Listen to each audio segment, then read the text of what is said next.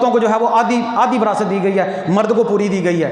قرآن کہتا ہے نا یوصیکم اللہ فی اولادکم للذکر مثل حظ الانثیین، مرد کو 2 حصے، عورت کو 1 حصہ، یعنی کہ جتنا مرد کو دینا ہے اس سے آدھا عورت کو دینا ہے۔ یہ ہر جگہ پر نہیں ہوتا کلیہ، یہ کلیہ ہر جگہ پر نہیں۔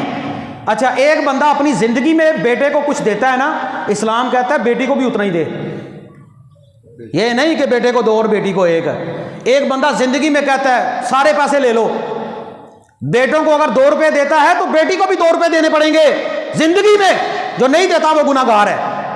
حضرت نعمان بن بشیر نے کہتے ہیں میرے والد نے اس طرح کوئی تحفہ دیا مجھے، نبی پاک سے مسئلہ پوچھا، میں دوسری اولاد کو دیا، دوسری اولاد کو بھی دے۔ جو باپ کی وراثت ہوتی ہے نا، باپ کے مرنے کے بعد ہوتی ہے، جو ماں کی وراثت ہے ماں کے مرنے کے بعد ہے، اگر زندگی میں کوئی دے گا تو برابر برابر دینا پڑے گا۔ زندگی میں وراثت نہیں ہوتی، زندگی میں تو تحفہ ہوتا ہے، برابر ہو گیا۔ اچھا اسلام کہتا ہے ایک بندہ ہے وہ فوت ہو گیا، اس کی 1 بیٹی ہے، صرف 1 بیٹی ہے، اسلام کہتا ہے آدھی وراثت اس کو دے دو، آدھی وراثت اس بیٹی کو دے دو، باقی بھائیوں کو دے دو، بہنوں کو دے دو۔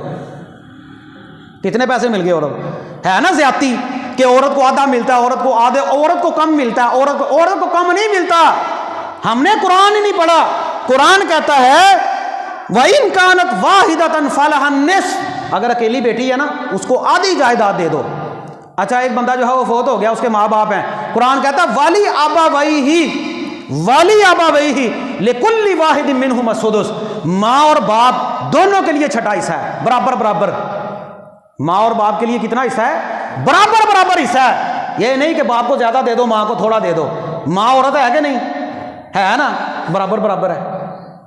خیر یہ بڑی زیادہ، ایک بندہ فوت ہو جاتا ہے اس کی اولاد ہی کوئی نہیں ہے، کلالہ ہے، نہ بیٹا ہے نہ بیٹی ہے، نہ ماں ہے نہ باپ ہے، کوئی شے ہی نہیں اس کے آگے پیچھے، کوئی شے ہی نہیں ہے اس کے آگے پیچھے۔ قرآن کہتا ہے ان امرؤ ہلک لیس لہ ولد ولہ اخت فلہا نصف ما ترک، اگر کوئی بندہ کلالہ ہے اس کی صرف 1 بہن ہے، 1 بہن، تو بہن کو آدھا دے دو، ساری وراثت میں سے آدھا اس کی بہن کو دے دو۔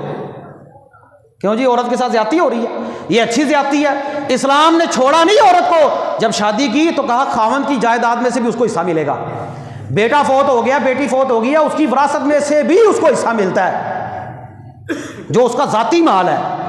تو اسلام نے اگر باپ کی جائیداد میں سے آدھا دیا ہے نا تو دوسری جگہوں میں سے، بہت ساری جگہوں میں سے اور حصہ دلوایا اس کو۔ اور اگر یہ نہ ہوتا تو پھر مرد کہتا میرے اوپر ساری ذمہ داری ہے، مجھے کیا دیا اسلام نے؟ تو اسلام نے کسی کے ساتھ کوئی زیادتی نہیں کی۔